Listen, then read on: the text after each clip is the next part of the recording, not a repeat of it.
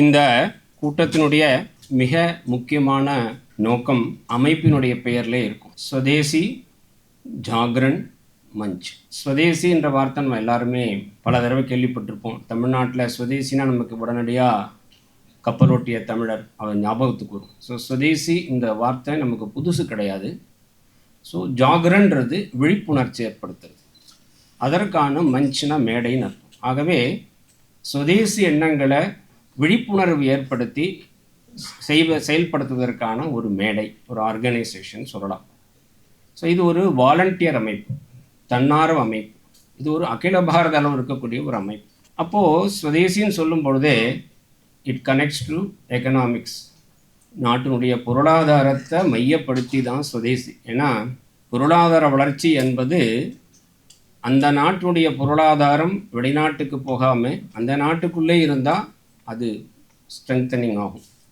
அந்த வகையில் அதற்கு மிக மிக உறுதுணையாக இருக்கக்கூடியது இந்த ஸ்வதேசி எண்ணங்கள் தான். இன்னும் சொல்லப்போனால் ஸ்வதேசின்ற ஒரு அந்த மைண்ட் செட் அது ராமாயண காலத்திலேருந்து சொல்கிறதாங்க. ராமர் ஸ்ரீலங்கா அங்கே யுத்தம்லாம் முடித்த பிற்பாடு விபீஷணன் அந்த பட்டம் சுட்டுறாங்க. அதன் பிறகு கிளம்பி வரணும். அந்த காலத்தில் ஸ்ரீலங்கா எப்படி இருந்ததுன்னு சொன்னால் ஸ்வர்ணமயி லங்கா, அப்படி தான் அதை விவரிக்கிறாங்க. ஒரு அடைமொழி, தங்கமயமாக இருந்தது.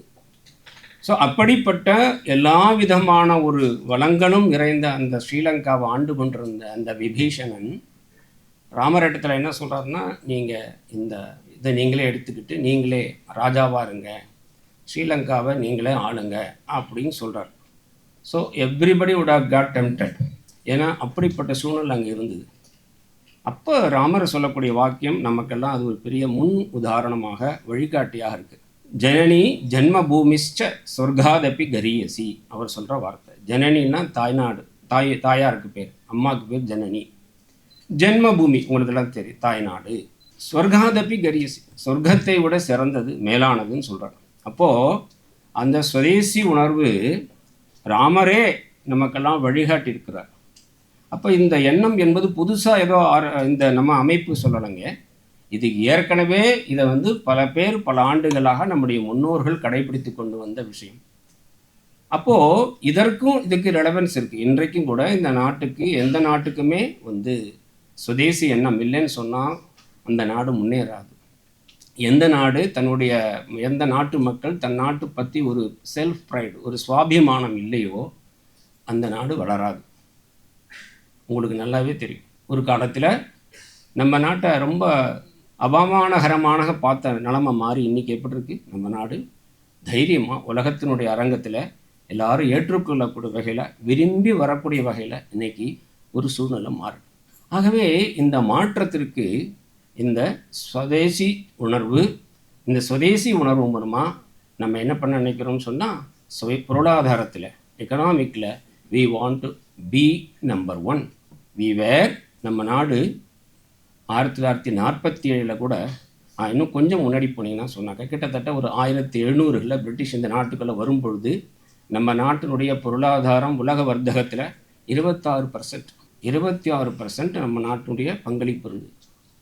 இன்றைக்கி நம்ம ரொம்ப பின்னாடி 4%. நம்ம பிரிட்டிஷ்காரங்க ஆண்டு 1947 we got independent, that time we were only 4% of our contribution to the world trade. அப்படின்னா எவ்வளோ தூரம் குறைஞ்சிருக்கு பாருங்கள். ஸோ இது ஏதோ நான் சொல்கிறதெல்லாம் மிகைப்படுத்தியோ நம்ம இல்லாத ஒன்று நான் சொல்லலை. இந்த நாடு அப்படி இருந்திருக்கு. இந்த நாட்டை எப்படி குறிப்பிட்டாங்க தெரியுமா? வெளிநாட்டு பத்திரிகையாளர்கள்லாம் இந்த நாட்டை சுற்றி பார்க்கும்போது சோனே கி சிடியா, அதாவது தங்கப்பறவை, தங்கக்குருவி, அப்படி தான் இதை குறிப்பிடுறாங்க. That was the wealth. எக்கச்சக்க பணம். பத்மம் அப்படின்ற வார்த்தையை நீங்கள் கேள்விப்பட்டிருக்க மாட்டீங்க. மகாபத்மம்னு ஒரு வார்த்தை என்ன அர்த்தம் தெரியுமா? இது உங்களுக்கு ட்ரில்லியன் தெரியும். ஒரு ட்ரில்லியன்னா எவ்வளவு? 1,00,000 கோடி. அதுக்கப்புறம் 10 லட்சம் கோடின்பீங்க, 100 லட்சம்பீங்க. அதுக்கு மேலே உங்களுக்கு தெரியாது இன்றைக்கி இருக்கக்கூடிய ப்ரெசன்ட் கான்டெக்ஸ்டில். பட் அந்த பத்மன்ற வார்த்தை என்ன அர்த்தம் தெரியுமா? 10 to the power 56. அப்போ 10 போட்டால் 56 சைபர் போட்டால் என்ன ஒரு வேல்யூ இருக்கோ அந்த வேல்யூ நம்ம நாட்டில் இருந்தது ஒரு ராஜா கிட்ட. அவனுக்கு பேர் மகாபத்மன்னு பேர். நான் எதுக்கு சொல்ல வரேன்? ஸோ இது ஏதோ ஏழை நாடு கிடையாது. We were Jagadguru. In every walks of life. இதை நான் சொல்கிறதுக்கு இப்போ டைம் கிடையாது. நீங்கள் எல்லாம் படிச்சிருப்பீங்க, இவ்வளோ கம் அக்ராஸ் பல விஷயங்களை அஸ் அகடமிக்கில் உங்களுக்கு வந்திருக்கலாம். எதுக்கு சொல்ல வரேன்? செல்ஃப் ப்ரைடு இல்லைன்னா எந்த நாடும் முன்னேற முடியாது. நீங்களே உங்களை பற்றி ஒரு நம்பிக்கையும் இல்லைன்னா உங்களால் முன்னேற முடியாது. விவேகானந்தர் தான் சொல்கிறாரு, தன்னம்பிக்கை இல்லாத மனுஷன் வேஸ்ட். அவன் முதல்ல எனக்கு நம்பிக்கை வேணும். இந்த நம்பிக்கையும் இது டுவர்ட்ஸ் இந்த தேசத்தினுடைய வளர்ச்சி மேலே கான்சென்ட்ரேட் ஆகும் பொழுது அந்த நாடு அளப்பரிய வளர்ச்சி அடையும். அதை தான் நம்ம பண்ண போகிறோம். ஸோ எல்லாருமே போய் பார்டரில் நின்று சிப்பாய் மாதிரி காவல் காக்கிறது மட்டுமே தேச இது கிடையாது. ஸோ நம்மளாம் இருக்கும் எதிர்காலத்தில் நம்மள யாராவது ஒருத்தர் ஸ்ரீதர் வெம்பு மாதிரி, நான் வேணுன்ட்டு தான் அவர் பேரை சொல்கிறேன். ஐ எம் நாட் அது கூகுளில் நான் சொல்லலை. நம்ம நாட்டிலேருந்து வளர்ந்த அந்த ஸ்ரீதர் வெம்பு மாதிரி நிறைய பேர் வரணும். யாருக்கு எனக்கு தெரியாது, கடவுள் யார் உங்களில் இருக்கிறார் எனக்கு தெரியாது. இதை மாதிரி நிறைய ஸ்ரீதர் வெம்பு வரணும். இந்த கிராமத்தை எடுத்து வளர்த்து இந்த நாட்டினுடைய பொருளாதாரத்தை உயர்த்தக்கூடிய நம்முடைய சொந்த டெக்னாலஜி பயன்படுத்தி அவர் ஓன் டெக்னாலஜி வரணும். உங்களுக்கு தெரியும், பல இதில் we are depend. For example semiconductor நம்மகிட்ட கிடையாது, அந்த டெக்னாலஜி இல்லை. நாம் எவ்வளோ ஏமாற்றப்பட்டோம் உங்களுக்கு எல்லாம் தெரியும். ஸோ இதையெல்லாம் மனசில் வைத்து கொண்டு தான் இந்த மாதிரி நிகழ்ச்சிகள். ஸோ ஒரு செல்ஃப் ரிலையன்ஸ் இன் எக்கனாமிக் வரும் அப்படி சொன்னாங்க. இப்போ என்ன எதிர்பார்க்குறாங்கன்னா, கிட்டத்தட்ட ஒரு 8 to 10 trillion வந்தால் 2030 இந்த நாடு we can reach the position 3, அதாவது in par with Japan or even we can cross them. அப்படின்னா இது இப்போ 3.3 trillion நம்முடைய எக்கானமி. இதிலிருந்து 2.5 மடங்கு 3 மடங்கு போகணும். அப்போ எவ்வளோ பெரிய எஃபர்ட் வந்திருக்கு பாருங்கள், தேவைப்படும் பாருங்கள். அரசாங்கம் தே கேன் கிவ் ஸ்கீம்ஸ், ஆனால் இதை நடைமுறைப்படுத்துறது யார்? அதுக்கு தான் நம்மெல்லாம் வந்திருக்கோம். நமக்கெல்லாம் இந்த நாட்டு மேலே ஒரு பெரிய அபிமானம் இருக்குது, பெரிய ஒரு பாரம்பரியத்தை நம்மளாம் வந்திருக்கிறோம். ஆகவே இந்த நாடு எனக்கு நிறையா சேர்ந்துருக்கிறது, நான் இந்த நாட்டுக்கு திருப்பி செய்யணும். எப்படி செய்ய போகிறோம்? நீங்கள்லாம் கண்டுபிடிக்கக்கூடிய அல்லது if you become start up ஆரம்பிச்சிங்கன்னா அதனால் இம்போர்ட் சப்ஸ்டியூஷன் கிடைக்கலாம், பல பேருக்கு வேலை கிடைக்கலாம், இந்த நாட்டுடைய பொருளாதாரம் வளரும். இப்போது என்டர்பிரனர் சொன்னாலே என்ன அர்த்தம்? யாராவது ஒருத்தர் தொழில் ஆரம்பிக்கணும். தொழில் ஆரம்பித்தா இயல்பாக என்ன ஆகும்? அரசாங்கத்துக்கு வரி வருமானம் கிடைக்கும். அப்படி நிறைய என்டர்பிரனர்ஸ் வந்தாக்க ஆட்டோமேட்டிக்காக கவர்மெண்ட்டுடைய வரி வருவாய் அதிகமாகும். அப்படின்னா வி நீட் என்டர்பிரனர்ஸ். அதுக்காக தான் உங்களை எல்லாம் முயற்சி பண்ணுறோம்.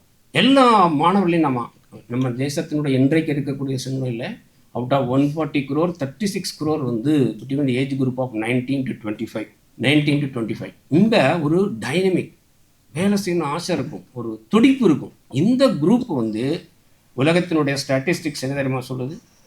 உதாரணத்துக்கு சைனாவாகட்டும், ஜப்பான் ஆகட்டும், அமெரிக்காவாகட்டும், இந்த நாடு அவங்களுடைய பொருளாதாரத்தை எப்போ உச்சத்தை அடைஞ்சிருக்காங்க தெரியுமா? வெண்டர் இது இருக்கு இல்லையா, what you called demography dividend, அதாவது ஜனத்தொகையினால் கிடைக்கக்கூடிய லாபாம்சம் எப்போ அந்த இளைஞரோட அதிகமாக இருந்தாங்களோ அப்போ தான் அதிகமாகிடும். நம்ம நாட்டினுடைய ஜனத்தொகை 36 crore, உலகத்திலேயே மிக மிக மிக யங்கஸ்ட் பாப்புலேஷன் நம்ம நாட்டில் இருக்குது. எல்லாம் நீங்கள் தான். ஸோ இந்த யங்கஸ்ட் பாப்புலேஷன் எதிர்காலத்தினுடைய ஒரு பெரிய நம்பிக்கை. நான் சொன்னேன்ல, எப்படி சைனா வளர்ந்ததோ அமெரிக்கா வளர்ந்ததோ, இன்றைக்கி இட் இஸ் அவர் டர்ன். நம்ம நாட்டுக்கு இனி வரக்கூடிய 2050 வரைக்கும் இந்த டெமோகிராஃபி டிவிடெண்ட் இருக்கும். இந்த சமயத்தில் நாம் வளரணும். ஏன்னா வயசான பிறகு ஓட முடியாது. This is our turn. இப்போ பாய்ச்சல் பாயணும். அதனால தான் இன்றைக்கி நமக்கு பெரிய அளவில் இந்த மாதிரி இளைஞர்களும் முன்வரணும்னு ஆசைப்பட்றாங்க. கவர்மெண்ட் ஆசைப்படுது. இந்த மாதிரி வாலண்டியர் ஆர்கனைசேஷன்ஸ் இதெல்லாம் முன்னெடுத்து பண்ணுறாங்க. இந்த மாதிரி யாரெல்லாம் லைக் மைண்டடாக இருக்காங்களோ, இந்த நாடு நல்லா இருக்கணும், சமுதாயம் நல்லா இருக்கணும், நம்முடைய இளைஞர்கள்லாம் நல்லா சாதிக்கணும்னு ஆசைப்படக்கூடிய எல்லாரும் ஒன்றா சேர்ந்து இதையெல்லாம் we are taking this initiative. உங்களுக்கு தெரியும், இதில் யாருமே பைசா வாங்கலை, எந்த ரிஜிஸ்ட்ரேஷன் ஃபீஸும் கிடையாது. இன்ஃபேக்ட் இங்கே இருந்த பல பேர் அவங்களுடைய சொந்த செலவுகளை பண்ணி, தன்னுடைய பைசா செலவு பண்ணி தான் 70 காலேஜ் கான்ட்ராக்ட் பண்ணாங்க. they have spent their own money. எதற்காக? இது இந்த சமுதாயம் நல்லா இருக்கும். we didn't expect anything. there is no ulterior motive. எங்களுக்கு கிடையாது. ஒரே விஷயம், நாடு நல்லா இருக்கும், இந்த சமுதாயம் நல்லா இருக்கும். இந்த சமுதாயம் எப்படி வளரணும்? நம்மளை மாதிரி உள்ளூர் இளைஞர்கள் இதை நல்லபடியாக எடுத்துக்கொண்டு போய் நீங்கள் நிறைய புதிய புதிய கண்டுபிடிப்புகள், புதிய புதிய விஷயங்கள் மூலமாக இந்த நாட்டுடைய பொருளாதாரத்தை உயர்த்தணும். அதனுடைய மிக மிக ஒரு முக்கியமான காலகட்டத்தில் நீங்களாம் இருக்கீங்க. ஸோ நம்மளால் என்ன சப்போர்ட் பண்ண முடியும்? உங்களுடைய இந்த வேகமான ஒரு ஓட்டத்துக்கு நாம் எந்த விதத்தில் சப்போர்ட் பண்ண முடியும்? அதுதான் அவர் ஆர்கனைசேஷன் அதை முயற்சி பண்ணுது. ஸோ இதுக்காக ஒரு பெரிய ஒரு இதெல்லாம் இருக்குது, வெப்சைட்லாம் இருக்குது. நான் இப்போ ரொம்ப விரிவாக சொல்ல மாட்டேன், அப்புறம் பின்னாடி சொல்லுவாங்க. We want every youth to be அதில் ரிஜிஸ்டர் பண்ண ஆசைப்படுறோம். ஏன்னா அதில் ஒரு integrated platform, self employment opportunity, ஒரு என்டர்ப்ரனர் ஆகணும்னாலும் சரி, if you want any skill development, இதை பற்றி அத்தனை கைடன்ஸும் நமக்கு கிடைக்க இருக்கு. அது உங்களுக்கு பின்னாடி இந்த வெலடிக்டரி ஃபங்க்ஷன் அதை பற்றி ரொம்ப விரிவாக சொல்லுவாங்க. ஜஸ்ட் கோட் பண்ணுறேன் நான். ஸோ இப்படிப்பட்ட ஒரு இதை வச்சு நாங்கள் ரெடியாக இருக்கோம்.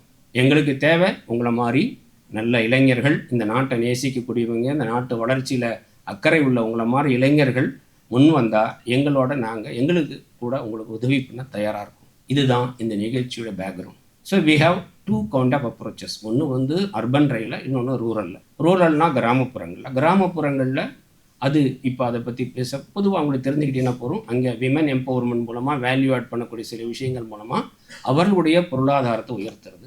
ரெண்டாவது, அர்பன் ஏரியாவில் அவங்கள மாதிரி இளைஞர்களெல்லாம், கல்லூரி மாணவர்களெல்லாம் இந்த மாதிரி ஒரு ஆண்டர்ப்ரனர் ஆக்கிறதுக்கான முயற்சியில் நாம் ஈடுபட்டிருக்கோம். ஆகவே இது அதன் மூலமாக இந்த நகரம் சார்ந்த மக்களுக்கு ஒரு பொருளாதார முன்னேற்றத்தை உண்டாக்குவதற்கான நோக்கம். அப்போ 2 விதமான இதில் நம்ம இது பண்ணிக்கிட்டு இருக்கோம். இந்த கிராமப்புறத்தை பற்றி பேசும்போது நான் ஸ்ரீதர் வேம்பு உங்களுக்கெல்லாம் தெரியும். யாராவது போய் பார்த்துருக்கீங்களா? ஒரு கடைசிலிங்க இதில் பார்த்துருக்கலாம். டிட்டோ அப்படியே ஒரு கிராமத்தில் மத்தளம்பாறைன்னு பேர் அந்த கிராமம். அந்த கிராமத்தில் தங்கியிருக்கிறார் அந்த அவ்வளோ பெரிய கார்ப்பரேட் கம்பெனி. எவ்வளோ கிராமத்தில் மாற்றம் வருது. அந்த கிராமத்தில் 30,000 40,000 ரூபா சம்பளம் வாங்கக்கூடிய இளைஞன் இருந்தால் கற்பனை பண்ணி பாருங்கள், எவ்வளோ பெரிய சேஞ்ச். பிகாஸ் அவர் மனசில் என்ன இருந்தது, திரும்பி மெட்ராஸ்லேயும் பெங்களூர்லேயுமே பண்ணுறதுக்கு பதிலாக Tier 2 Tier 3 சிட்டிக்கு போனார். அவர் யாருமே கற்பனையே பண்ணல, பெரிய ரிஸ்க் எடுத்தார். பட் இன்றைக்கி எவ்வளோ இளைஞர்களங்க. அவர் கூட ஒரு பண்ண பார்த்தேன் நான். எப்படி டெவலப்மெண்ட் இருக்குது, எக்ஸ்போஷர் கிடைக்காது. நீங்கள் எல்லாருக்குமே சென்னையில் போனால் உங்களால் போட்டி போடும். நான் தப்பாக எடுத்துக்காதீங்க. ஏன்னா பிகாஸ் நம்ம இந்த கிராம சூழ்நிலை இருக்கிறோம், நமக்கு அந்த எக்ஸ்போஷர் கிடைக்காது. ஆங்கிலமே இந்த நாட்டை உயர்த்தாது. ஆங்கிலம் படித்தவங்க மட்டும்தான், தப்பாக எடுத்தாதீங்க, நான் யாரையும் இது பண்ணலை. தவறான மைண்ட் செட் இருக்குது நம்ம நாட்டில்.